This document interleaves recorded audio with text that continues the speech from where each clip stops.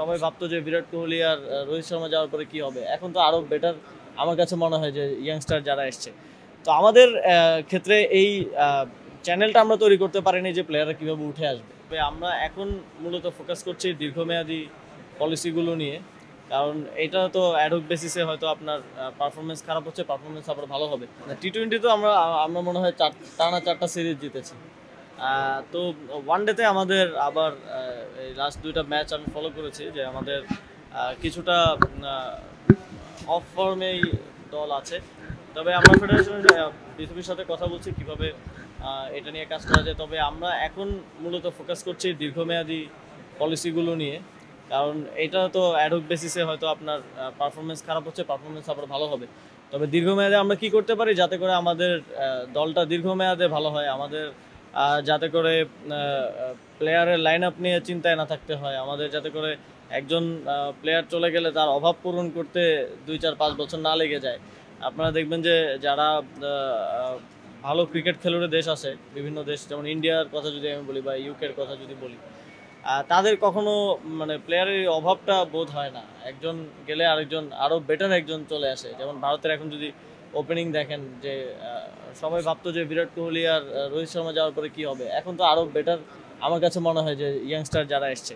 তো আমাদের ক্ষেত্রে এই চ্যানেলটা আমরা তৈরি করতে পারিনি যে প্লেয়াররা কীভাবে উঠে আসবে। এই জন্যই মূলত আমরা বিকেন্দ্রীকরণের দিকে ফোকাস করছি।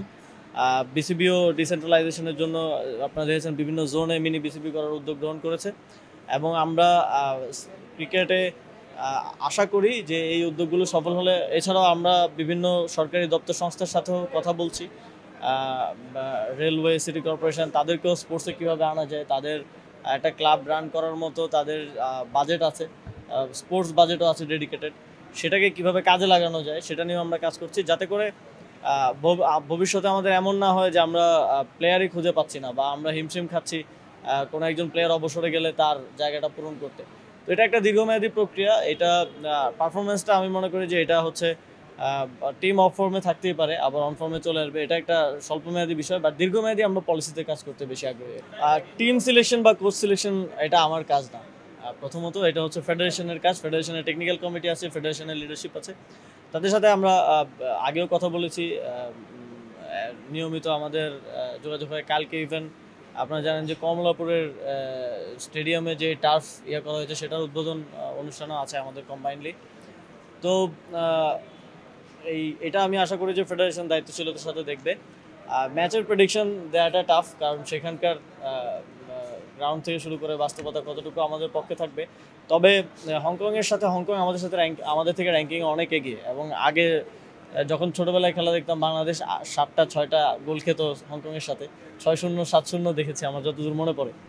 তো এই খেলাটায় আমরা ভিন্ন চিত্র দেখেছি, বাংলাদেশকে আমরা এক ধরনের রিয়াল মাদ্রিদের মতো কামব্যাক করতেও দেখেছি, যখন আমি আশা ছেড়ে দিয়েছিলাম যে আর, কিন্তু লাস্ট মোমেন্টে খুবই আনফর্চুনেটলি আমরা এটা বলা যায় না যে আমরা খারাপ খেলে হেরেছি, বাংলাদেশ ভালো খেলেছে, এবং আশা করি হংকংয়েও বাংলাদেশ ভালো খেলবে। এই পেসটা ধরে রাখতে পারলে আমরা হয়তো জিততেও পারবো।